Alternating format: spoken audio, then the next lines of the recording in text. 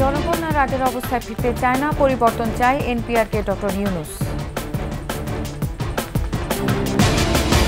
দরজায় কড়া নাড়ছে শারদীয় দুর্গোৎসব, প্রতিমা তৈরিতে ব্যস্ত কারিগররা। মধ্যপ্রাচ্যের কোনো জায়গা ইসরায়েলের নাগালের বাইরে নয়, ইরানকে নেতানিয়াহুর হুঁশিয়ারি।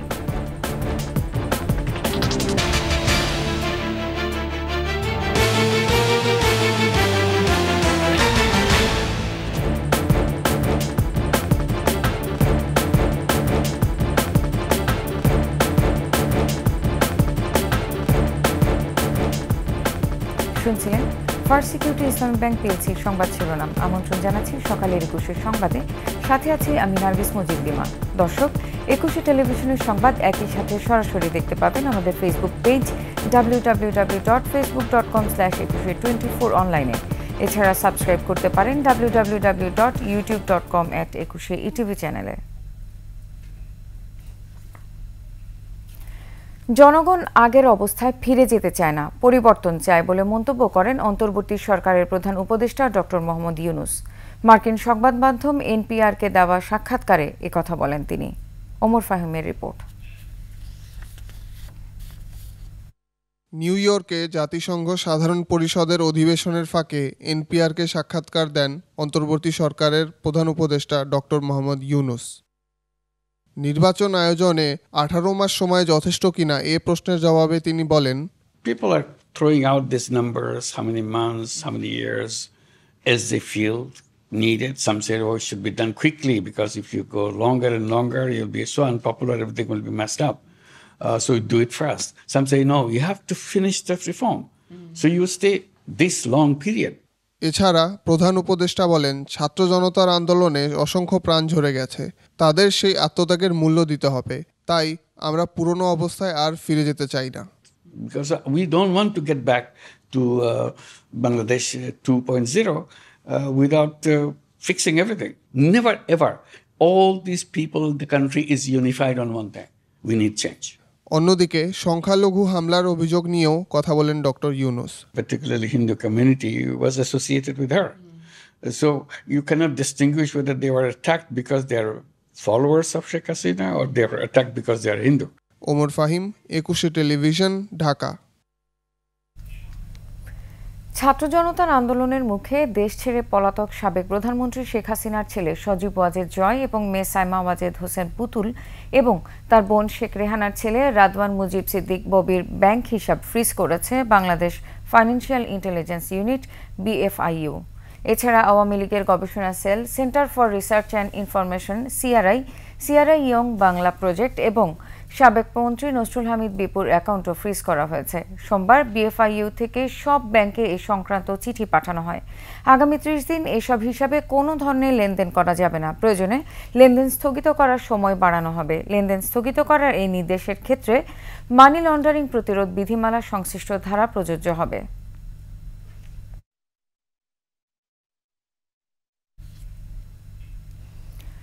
সরকারি চাকরিতে প্রবেশের বয়সসীমা বাড়ানোর দাবিতে দিনভর বিক্ষোভ করেছে আন্দোলনকারীরা। তাদের ছত্রভঙ্গ করতে কাঁদানে গ্যাস এবং সাউন্ড গ্রেনেড নিক্ষেপ করেছে পুলিশ। সোমবার প্রধান উপদেষ্টার বাসভবন যমুনার সামনে এ ঘটনা ঘটে। রাতে তারা প্রধান উপদেষ্টার সাথে দেখা করে কর্মসূচি স্থগিত করে আন্দোলনকারীরা। আগমন হোসেন সুমনের রিপোর্টে বিস্তারিত।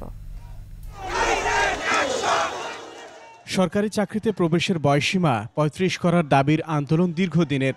অন্তর্বর্তী সরকার গঠনের পর আরও জোরালো হয়েছে। বয়স নয়, মেধার মূল্যায়নে চাকরি প্রত্যাশীদের সমবেত উদ্যোগের লক্ষ্য প্রধান উপদেষ্টার বাসভবন হলেও শাহবাগ থেকে কাকরাইল সড়ক হয়ে উঠেছিল স্থবির। আন্দোলনকারীদের ছত্রভঙ্গ করতে কাঁদানে গ্যাস ও সাউন্ড গ্রেনেডও নিক্ষেপ করে পুলিশ।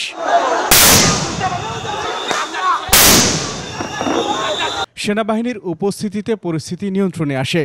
পরে যমুনার সামনেই কাফনের কাপড় পরে চলে স্লোগান। এ সময় আন্দোলনকারীদের একটি প্রতিনিধি দলকে যমুনায় ডেকে নেওয়া হয় প্রধান উপদেষ্টার সঙ্গে আলোচনার জন্য। পরে দাবি ও আলোচনার সিদ্ধান্ত জানান সমন্বয়করা। আব্দুল মহিদ স্যারের সাথে, যিনি জনপ্রশাসন সংস্কার উপদেষ্টা, তার সাথে আগামীকালকে আমাদের একটা টিম বসবে, সাক্ষাৎ করবে আলোচনার জন্য দাবি বাস্তবায়নের জন্য। অন্তর্বর্তী সরকারের আন্তরিকতায় সন্তুষ্ট আন্দোলনকারীরা। এটা তারা আমাদেরকে নিশ্চয়তা দিয়েছে, সেই প্রেক্ষিতে আপাতত আমরা যমুনার সামনে থেকে সবাই উঠে যাব। দাবির সমর্থন পেয়ে অবস্থান তুলে নিলেও চূড়ান্ত সিদ্ধান্ত না আসলে মঙ্গলবার শাহবাগে আন্দোলন অব্যাহত রাখারও ঘোষণা দেয় তারা। আকবর হোসেন সুমন, একুশে টেলিভিশন, ঢাকা। দরজায় কড়া নাড়ছে শারদীয় দুর্গোৎসব। দেবীর আগমনকে ঘিরে কারিগরদের দিন-রাত পরিশ্রমে বিভিন্ন মণ্ডপে চলছে প্রতিমা তৈরির কাজ। কোথাও আবার রংতুলির আঁচড়ে ফুটে উঠছে প্রতিমার সৌন্দর্য। প্রশাসন বলছে দুর্গোৎসব নির্বিঘ্নে সম্পন্ন করতে নিশ্চিদ্র নিরাপত্তা নেওয়া হয়েছে। যশোর, গাইবান্ধা ও চাঁদপুর প্রতিনিধির তথ্য ছবিতে ডেস্ক রিপোর্ট।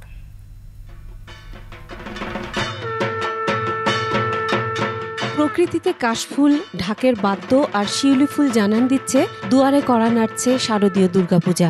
2রা অক্টোবর মহালয়ার মাধ্যমে দেবীপক্ষ বা দুর্গাপূজার আনুষ্ঠানিকতা শুরু। যশোরে দেবীর আগমন ঘিরে ব্যস্ত কারিগররা। যশোরের 8 উপজেলায় এবছর 679টি মণ্ডপে পূজা হবে। অনেক জায়গায় অর্ডার দেওয়া আছে, তারা আসতেছে তাড়াতাড়ি কমপ্লিট করেন। 25-26টা প্রতিমা তৈরি করি প্রতি বছর, সেই এবারও তৈরি করেছি। দুর্গাপূজা উৎসব মুখর করে তুলতে নেওয়া হয়েছে সব ধরনের প্রস্তুতি। সনাতন ধর্মাবলম্বীদের যে দুর্গাপূজা সেটি যেন অনুষ্ঠিত উদযাপন করতে পারেন তারা, এর জন্য আমরা আসলে আমাদের নিরাপত্তা পরিকল্পনা 3 ধাপে গ্রহণ করছি। গাইবান্ধার 7 উপজেলায় 556টি পূজা মণ্ডপে তৈরি হচ্ছে প্রতিমা। আকর্ষণীয় করতে পূজা কমিটির অনেকে জেলার বাইরে থেকে কারিগর এনে প্রতিমা তৈরি করছেন। এখন পর্যন্ত শান্তিপূর্ণভাবে আমরা পূজা উদযাপন উপলক্ষে আসি। সুন্দরভাবে পূজা অনুষ্ঠিত হবে। সকল সম্প্রদায়ের মানুষ, হিন্দু, মুসলিম, আমাদের পাড়া প্রতিবেশী সবাই কিন্তু খোঁজ খবর নিচ্ছেন। শান্তিপূর্ণভাবে পূজা উদযাপনের জন্য নিরাপত্তা ব্যবস্থা জোরদার করা হয়েছে। পুলিশ সর্বোচ্চ সতর্ক আছে, সর্বোচ্চ নজরদারি বজায় রেখেছে। চাঁদপুরে সবার সহযোগিতায় সুষ্ঠু ও উৎসবমুখর পরিবেশে পূজা অনুষ্ঠিত হবে এমন আশা পূজা উদযাপন পরিষদের। আমাদের প্রতি বছরের ন্যায় এবারও পুজো ওইভাবেই করব, তবে হ্যাঁ কিছুটা লাইটিং আমরা কম মানবো আর ব্যান্ড পার্টিটা আমরা বাদ দিয়ে দিয়েছি। আমাদের জেলার পূজার মধ্যে আমরা কোনো রকম বিশৃঙ্খলা হবে এটা আমরা কোনোভাবেই আশঙ্কা করি না, কারণ আমাদের নেতৃবৃন্দের সাথে ইতিমধ্যে কথা হয়েছে। এবার গাজীপুর জেলায় 400 পূজা মণ্ডপে দুর্গাপূজা অনুষ্ঠিত হবে। মণ্ডপে মণ্ডপে চলছে প্রতিমা তৈরির কাজ। 9 অক্টোবর ঢাকঢোল আর কাঁসার বাদ্যে ষষ্ঠীর মধ্যে দিয়ে শুরু হওয়া উৎসব বিজয় দশমীতে প্রতিমা বিসর্জনের মধ্যে দিয়ে শেষ হবে। মাসুম আলিসা, ডেস্ক রিপোর্ট, একুশে টেলিভিশন। ইসরায়েলের প্রধানমন্ত্রী বেনিয়ামিন নেতানিয়াহু এবার ইরানকে সতর্ক করে বলেছে, মধ্যপ্রাচ্যে এমন কোনো স্থান নেই যা ইসরায়েলের নাগালের বাইরে। হিজবুল্লাহ প্রধান হাসান নাসরুল্লাহকে হত্যার 2 দিন পর এই হুঁশিয়ারি দিলেন নেতানিয়াহু। 3 মিনিটের ভিডিও বার্তায় এমন হুঁশিয়ারি দেন তিনি। এদিকে লেবাননে টার্গেট ভিত্তিক হামলা চালানোর প্রস্তুতি নিয়েছে ইসরায়েল। এ বিষয়ে এরই মধ্যে মিত্রদেশ যুক্তরাষ্ট্রের সঙ্গে আলোচনা সেরেছে তেল আবিব। এছাড়াও 24 ঘন্টার মধ্যে ইয়েমেন, সিরিয়া, লেবানন এবং গাজার বিভিন্ন এলাকায় বিমান হামলা অব্যাহত রেখেছে ইসরায়েল। এদিকে ইসরায়েলি আগ্রাসনের প্রতিবাদে বিক্ষোভে উত্তাল ফ্রান্স। রাজধানী প্যারিসে বিক্ষোভ করেছে কয়েক হাজার ফরাসি নাগরিক। বিক্ষোভ চলছে পাকিস্তানেও।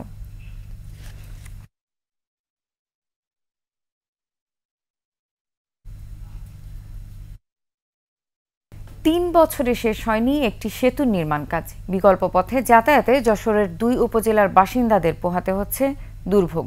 বেড়েছে ঝুঁকি। স্থানীয় প্রকৌশল অধিদপ্তর বলছে আইনি জটিলতায় বন্ধ রয়েছে কাজ। যশোর প্রতিনিধি শিকদার খালিদের তথ্যচিত্রে ডেস্ক রিপোর্ট। নদীর নাম টেকা। যশোরে 2 উপজেলাকে ভাগ করেছে এ নদী। এক পারে মনিরামপুর আর অন্য পারে অভয়নগর। 2 উপজেলার 30 গ্রামের মানুষ ভোগান্তি নিয়ে যাতায়াত করত একটি পুরাতন ভাঙা সেতু দিয়ে। দুর্ভোগ লাঘবে প্রয়োজন ছিল একটি নতুন সেতুর। এমন বাস্তবতায় পুরনোটি ভেঙে নতুন ব্রিজে নির্মাণ শুরু হয় 2021 সালে। শেষ হওয়ার কথা ছিল 2023 সালের 7 মার্চ। কিন্তু এখনও কাজই শেষ হয়নি। এতে ভোগান্তিতে দুপারের মানুষ। রাস্তাটা তো কোনো রকমভাবে হয়েছে, কিন্তু ব্রিজটা এখনো হয় নাই। 2.5 বছর ধরে এই কাজ চলতেছে, তাতে করে যাতায়াতের খুব সমস্যা, ভোগান্তি পাচ্ছি আমরা। স্থানীয় প্রকৌশল অধিদপ্তর বলছে ব্রিজের উচ্চতা কমের অভিযোগ নিয়ে রিট করে নৌপরিবহন কর্তৃপক্ষ, এতেই আটকে যায় নির্মাণ কাজ। হাইকোর্টে একটা রিট হওয়ার কারণে কাজ স্থগিতাদেশ হয়, যার পরিপ্রেক্ষিতে আমরা এটা নির্বাহী প্রকৌশলী মহোদয় উনি এটা অফিসিয়ালি চিঠি দিয়েই কাজ আপাতত বন্ধ অবস্থায় আছে। এদিকে নির্মাণাধীন সেতুর পাশেই কাঠের তৈরি সেতুতে যাতায়াত করছে মানুষ, চলছে যানবাহনও। এতে তৈরি হয়েছে ঝুঁকি। কোন রকম কাঠ দিয়ে একটুখানি করে দিয়ে দিয়েছে, তাতে করে আমরা চলতেই পারি না ভাই। মাঝে একদিন ভাই উল্টে যায় ভাই, আমার মাছ ফুরিয়ে গেছে, অনেক টাকার মাছ ফুরিয়ে গেছে। এই মাত্র উঠতে যায় আমার কুরাসটা ভেঙে গেল। ওই যে কাঠের ব্রিজটা আছে এটা আমরা এবং সাধারণ জনগণ এবং যে যাতায়াতের যে গাড়িগুলো কেউ চলাচল করতে পারতেছে না। জটিলতা কাটিয়ে দ্রুত বৃষ্টির নির্মাণ কাজ শেষ করার দাবি এলাকাবাসীর। খুরশিদ আলম মুকুল, ডেস্ক রিপোর্ট, 21 টেলিভিশন। শেষ করছি সকালের 21 সংবাদ। যাবার আগে ফার্স্ট সিকিউরিটি ইসলামী ব্যাংক পিএলসি সংবাদ শিরোনামগুলো জানিয়ে দেব আরও একবার। জনগণ আগের অবস্থায় ফিরতে চায় না, পরিবর্তন চায় এনপিআরকে ডক্টর ইউনূস। দরজায় কড়া নাড়ছে শারদীয় দুর্গোৎসব, প্রতিমা তৈরিতে ব্যস্ত কারিগররা। মধ্যপ্রাচ্যের কোনো জায়গায় ইসরায়েলের নাগালের বাইরে নয়, ইরানকে নেতানিয়াহুর হুঁশিয়ারি।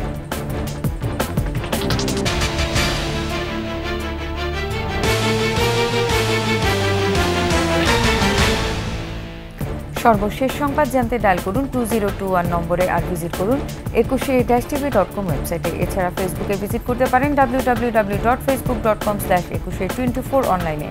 সাবস্ক্রাইব করতে পারেন www.youtube.com/21etv চ্যানেলে। এতক্ষণ সাথে থাকার জন্য ধন্যবাদ। পরবর্তী সংবাদ সকাল 9টায় দেখার আমন্ত্রণ রইল।